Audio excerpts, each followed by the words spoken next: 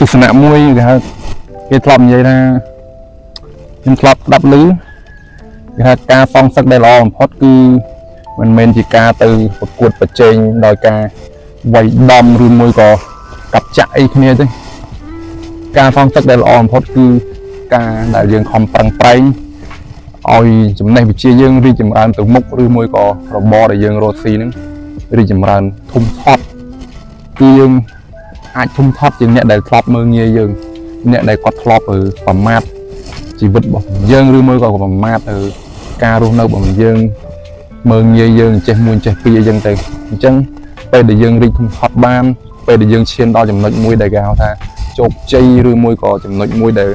សង្គមអាចទទួលស្គាល់យើងបានគឺជាការសងសឹកដែលល្អបំផុតតាមពិតទៅទស្សនៈនេះខ្ញុំក៏ដកស្រង់ពីទំព័រមួយដែលគេផុសនៅក្នុង social media ដែរតែគាត់ថា